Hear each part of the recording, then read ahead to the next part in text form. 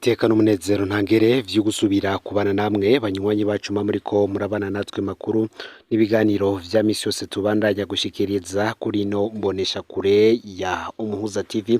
Uno mwaka tugiye kubageza ko amakuru ariko avugwa agezwe ko muri kano kanya na makuru n'ubundi tugiye kugaruka kuri dosiye y'igihangange Bunyoni. Ibintu vyoba bimaze guhindura isura inyuma yaho Bunyoni afatiwe akajanwa mu biro mu gasho k'iperereza. Ibintu ntivyari vyoroshe na gatoyi, yaraburejwe igufa ku rugero ntangere kugira ngo avuge abo bari bafadikanije umugambi wo kubogoza canke se gutembagaza ubutegetsi bwa Perezida Evaristo Ndayishimiye.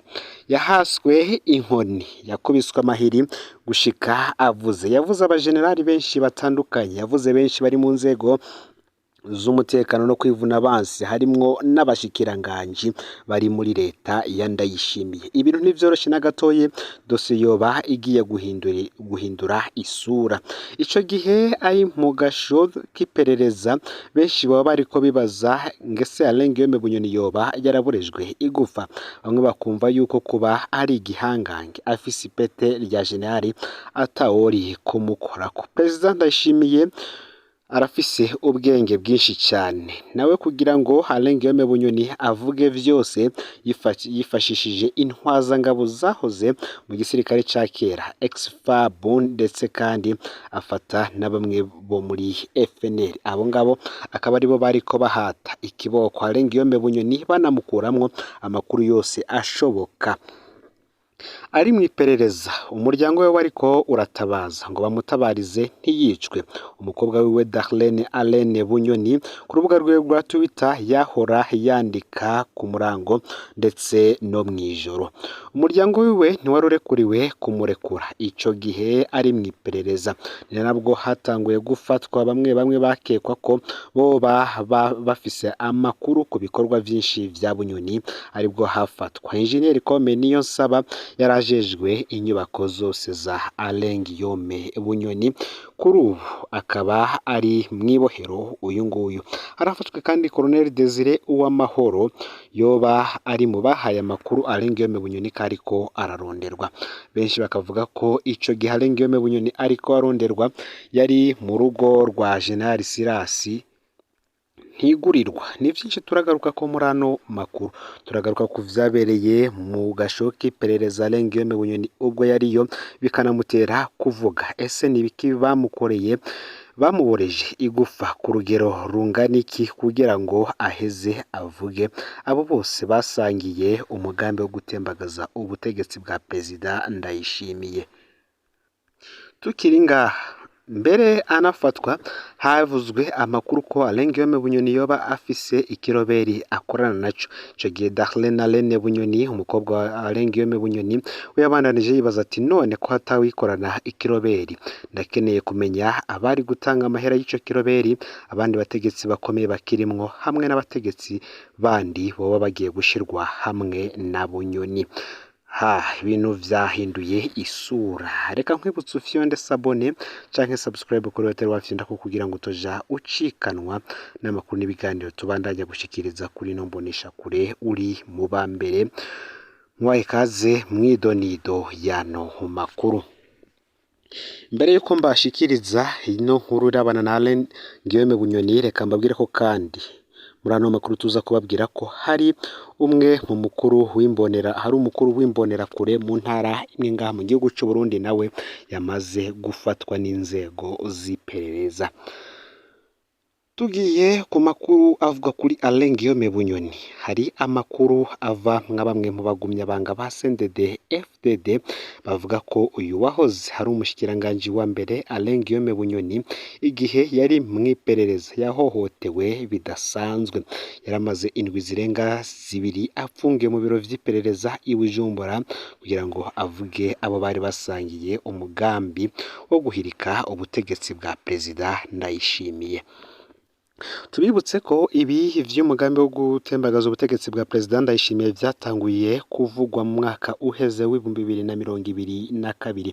Haravuzwe vyinshi. Muri Nyakanga rero nibwo Perezida Ndayishimiye yabogoje Alengiyome Bunyoni hamusubiriza Gervas Ndirakobuca. Aba bompi bakaba bari bamaze iminsi batangaza amajambo agiye atandukanye. Alengiyome Bunyoni ari mu ishengero we nibwo yavuga ngo uzo kuvuga amajambo uzomenye ko umusumba. Nibwo President Ndayishimiye nawe yagenda avuga imigani myinshi cyane, avuga kuri ba maconco n'ibindi byinshi bitandukanye. Amakuru nyene akavuga ko Alengiyome Bunyoni yoba yahavuye avuga amazina ya bamwe mu banyamugambwe aturukamwo. Aba kandi bo mu mugambwe CNDD FDD akaba ari abantu bakomeye cyane muri uyu mugambwe bafisemwo ijambo rinini. Yavuze kandi abasirikare, hari abafise amapete nka ba koroneri ndetse n'abajenerali bagiye batandukanye. Abapolisi nabo bafise amapete yo hejuru, dore ko we yabona n'umwanya wo kugirana ibiganiro nabo birambuye bifashishije nyene ico gisata barimwo, bifashishije urwego rw'igipolisi, kuko Alengiyome Bunyoni ari we yagaba urwo rwego. Mw'uwo mugambi wo guhirika ubutegetsi harimwo benshi cyane.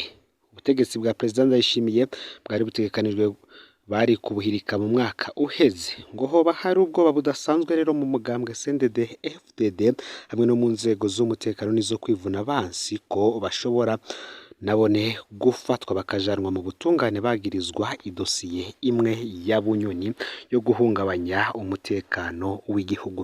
Mu vya Alengiyome Bunyoni yagirizwa bashizemwo iyi dosiye yo guhungabanya umutekano w'igihugu, ariko abakurikiranira hafi vya politike ndetse n'abegereye President Ndayishimiye bakavuga ko icaha kiri muri dosiye yo guhungabanya umutekano w'igihugu ari ico gutembagaza ubutegetsi bwa President Ndayishimiye, ariko batashatse kwandika ko ari gutembagaza ubutegetsi, ahubwo bagashiraho guhungabanya umutekano w'igihugu. Hari ibirwanisho, hari inkoho 40,000. Abapolisi bari mu Burundi bakaba bari baharurirwa mu 20,000. Benshi bibaza icizo nkoho zari zije kumara, kandi izo nkoho zikaba zitaragejejwe ku bapolisi, ngo rero zifise ahandi zagiye. Ayo makuru nayo turacayarondera y'izo nkoho, igihe turondera umuco turaza kuyabashikiriza. Ngivyo rero ibiri kuvugwa kuri Alengiyome Bunyoni. Ubwoba ni bwinshi cyane mu mugambwe CNDD FDD nabo mu nzego z'umutekano n'izo kwivuna abansi. Hari abashinga amateka, abakenguza amateka, bose bafise ubwoba ko bashobora gushirwa kuri iyi dosiye ya Alengiyome Bunyoni. Turacabikurikiranira hafi, amatohoza yacu, amasoko yacu nadushikiriza amakuru nako turaza guhita tuyabaronsa. Nababwiye kandi ko hari imbonerakure ihejeje kunyuruzwa. Iyi ni imbonerakure Haruna Mustafa yo mu Ruyigi ihejeje kunyuruzwa Igitega.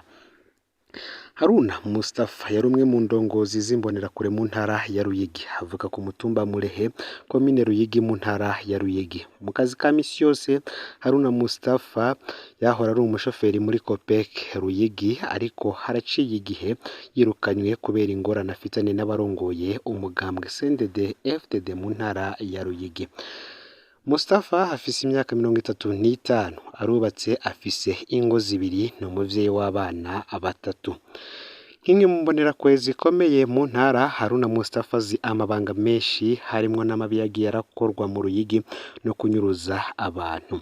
Haraciye igihe azanye umugore wa kabiri, ivyamuteje ibibazo bikomeye kubera izindi mbonerakure zimwagiriza ko yazanye umugore w'umuryango wa Magi Barankitse arongoye Mezo Shalom. Kuva ubwo Haruna Mustafa yaragiraniye amatata akomeye na Gerard Barutwanayo arongoye CNDD FDD mu ntara ya Ruyigi, co kimwe n'izindi ndongozi mu mbonerakure. Abo bose bagiriza Haruna Mustafa ko yoba amena amabanga y'amabi akorwa muri iyo ntara, maze akayaha Magi Barankitse. Gerard Barutwanayo yahavuye afatisha Haruna Mustafa, arafatwa, arapfungwa, hose yagirizwa kumena amabanga. Ubutungane bwaramwejeje, ariko waca aja kuba mu gihugu ca Zambia muri Nyakanga umwaka wa 2022. Mu ndwi iheze yari yagarutse mu gihugu yinjiriye ku mupaka Gasenyi uri mu ntara ya Cankuzo, kandi yarahawe ivyangombwa vyose. Haruna yari yashikiye mu hoteli Villa Dubai Gitega. Uyu munsi saa 2 z'igitondo niho haza imodoka kamyonete double cabine Toyota Hilux yera by'ibiyo bitabona ifise imparate EA ubusa 507. Imodoka yavuyemwo abagabo babiri bambaye impuzu zisanzwe ariko bafise inkoho za pistole hamwe n'abandi babiri bambaye impuzu z'igipolisi. Hoba hariho abandi batatu basigaye mu modoka bashitse babaza icuma Mustafa yarayemwo, baragenda bamukura mu gitanda akiryamye bamuzana nabi bamushira mu modoka baca bagenda bamwicayeko.